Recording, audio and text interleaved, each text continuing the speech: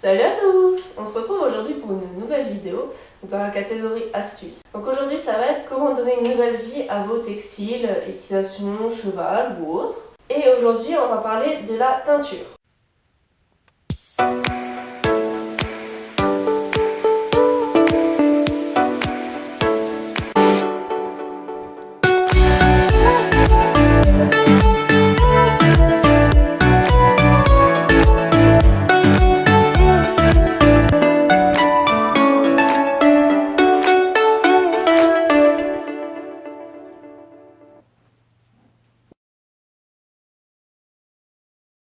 Donc la teinture, c'est un procédé qui consiste à mettre une couleur sur un tissu, donc ce qui peut soit raviver la couleur, soit en changer complètement. Alors qu'est-ce qu'on peut teindre? Donc ça va être, comme je viens de le dire, les articles en tissu, donc les vêtements pour le cavalier, les textiles pour le cheval, donc couvre-reins, tapis, licoles même, bien sûr les licoles en nylon, pas les licoles en cuir ou en plastique, les bonnets, etc. Alors avant de parler plus précisément de la teinture, donc je vais vous montrer quelques affaires que j'ai moi-même teintes. Donc pour commencer, on a des vêtements, donc un t-shirt qui était blanc à l'origine, qui a été teint en rouge, un pantalon donc teint en vert qui était beige et plein de taches, et du coup on voit plus du tout les taches. Et donc pour revenir à l'équitation, un pantalon, qui est un pantalon de chez Fuganza, donc qui était beige à l'origine. J'avais deux beiges dans mes pantalons d'équitation, je me suis dit pourquoi pas en teindre un. On va passer maintenant au cheval, donc avec un tapis, qui lui aussi était blanc, donc qui a été teint de la même couleur que le pantalon.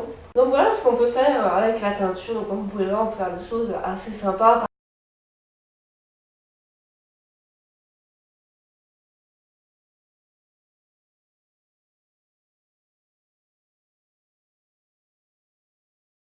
Alors pour parler maintenant de la teinture en elle-même, il y a plusieurs choses à faire attention. Déjà, c'est le fait que certains tissus ne se teignent pas. En fait, ça va dépendre de la fibre du tissu. Et donc, il faudra bien regarder la matière du matériel que vous voudrez teindre. Donc, en général, il y a deux types de teinture pour deux matériaux différents. Donc, il y a d'une part le coton et la laine. Et d'autre part, il y a le polyamide et le nylon. Donc il faudra bien noter par exemple que le polyester ne sera pas. Ce qui est intéressant à savoir parce que c'est la matière polaire avec laquelle on fait souvent les chemises, les corins. Voilà, cette matière toute douce, toute fine, qui tient bien chaud, c'est du polyester, une fibre qui ne se teint pas. Il peut arriver également que certains tissus soient un alliage, en fait un mélange de différentes fibres. Donc dans ce cas-là, il va falloir regarder la fibre principale. Si vous avez par exemple un pantalon 95% coton et 5% élastane, c'est pas grave. Les 95% de coton vont être teints par la teinture, mais pas les 5% d'élastane. Mais comme il n'y en aura que 5%, vous ne le verrez pas en fait. C'est aussi important de savoir que la teinture qu'on va proposer va teindre uniquement la fibre pour laquelle elle est conçue. Puisque par exemple les coutures ne sont pas en coton, souvent elles sont en polyester, donc elles ne se teignent pas. Il faudra aussi faire attention aux couleurs, donc aux couleurs de base et aux couleurs que vous voudrez mettre sur votre tissu. Donc par exemple, on a une teinture rouge, ces deux vêtements ont été teints dans la même machine. Le pantalon était beige à l'origine et le t-shirt était blanc, donc on voit que c'est pas tout à fait la même nuance de rouge. En fait, ce qui se passe, c'est comme quand vous faites de la peinture. C'est un mélange. Souvent dans les boîtes de teinture, vous trouverez des tableaux en fait qui vous diront voilà, si vous avez telle couleur de tissu et que vous mettez telle teinture, ça fera l'effet là.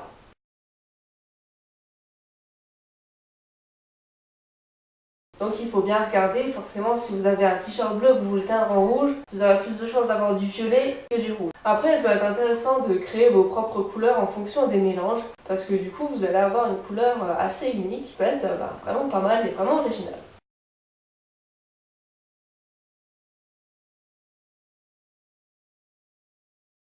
Donc ce qu'il faut aussi savoir avec la teinture, c'est qu'elle va de pair avec un fixateur. Donc en fait c'est un agent qui va fixer la couleur sur les fibres du tissu. Donc en général c'est soit du sel, soit du vinaigre. Il faudra bien faire attention parce qu'il ne sera pas toujours vendu avec les boîtes de teinture que vous trouvez dans le commerce. Il faudra bien lire l'étiquette. Et sinon au besoin il faudra rajouter soit une tasse de vinaigre, soit du gros sel. Donc avant de passer à la pratique, je voudrais juste faire un petit aparté en ce qui concerne les textiles pour le cheval. Donc je préfère prévenir et rappeler que ce sont des teintures qui sont faites pour les vêtements humains. Donc je ne sais pas si les industriels utilisent exactement les mêmes composants chimiques pour les teintures qui vont servir au textile à destination des animaux. J'ai aucune certitude là-dessus, donc je préfère prévenir au cas où, ou que le cheval peut avoir des réactions et que il faut bien observer. Trouver de la teinture. Donc en général, la teinture, vous la trouvez dans n'importe quelle grande surface. Moi j'étais à l'hypermarché du coin, au rayon lessive, et vous avez en général deux grosses marques de teinture. Donc vous avez la marque Idéal et la marque Coloré. En général, c'est ce qu'on trouve. Ils sont déclinés en toutes les couleurs. Parfois, vous avez différents formats qui sont avec ou sans fixateur. Donc il faudra bien lire l'étiquette. Moi, j'ai pris un tout en un, comme c'est bien écrit là, pour être sûr d'avoir le fixateur avec. Donc, le fixateur, dans mon cas, est déjà mélangé. Donc il y a tout dans un simple sachet. Et ensuite, vous avez la notice. Deuxième boîte pour vous montrer ce qu'il y a dedans. Donc c'est une marque différente. Donc là par exemple, c'est sous forme de lingette, donc c'est une poudre. Donc vous retrouvez le petit mode d'emploi. Et là on a le fixateur. Pour mettre en pratique l'astuce que je viens de donner, donc j'ai choisi plusieurs choses à teindre. Donc du côté du cavalier, j'ai choisi de teindre ces baskets en toile, qui comme vous pouvez le voir étaient bleu ciel, un peu déteintes et sont un peu sales.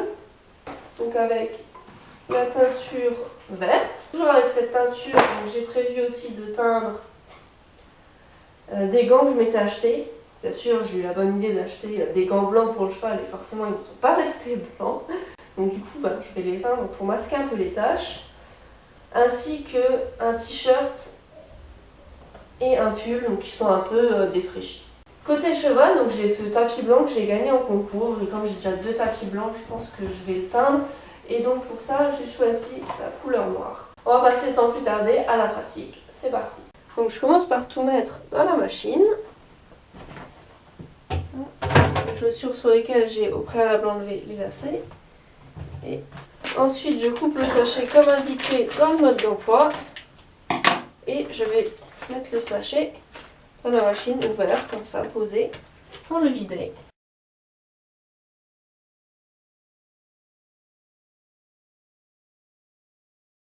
Alors pour conclure cette vidéo, on va maintenant regarder le résultat final, qui a déjà la teinture vert émeraude. On va commencer par les petites baskets en toile HKM. Donc comme vous pouvez le voir, la toile a bien pris le vert. Les lacets ont rendu une teinte un peu plus bleu ciel, mais qui fait un rendu assez sympa, assez joli, un petit contraste. Le petit blason HKM qui n'est probablement pas en coton n'a pas été teint, donc il ressort très très bien. Ça c'est plutôt pas mal. Donc du coup les taches qui étaient avant dessus on les voit plus du tout, elles sont vraiment propres, la teinte est très uniforme, donc je suis super contente. Ensuite donc j'avais quelques vêtements, donc un pull. Donc on voit plus ni les rayures ni la couleur de jean, tout est bien recouvert, tout est bien uniforme. C'est la même chose donc pour le t-shirt. Si ce n'est qu'on voit les coutures blanches, mais ce que je trouve qui donne un effet plutôt sympa. Ensuite les gants, donc c'est la petite surprise de la teinture, les gants, ils ont pris plutôt une couleur bleu ciel. Alors à la base les taches étaient enlevées, mais comme je les ai mis une fois, il y en a des nouvelles. Mais je suis plutôt contente de cette teinte un peu turquoise et super originale. Alors maintenant la teinture noire, donc, encore une petite surprise, donc la teinture c'est toujours un peu...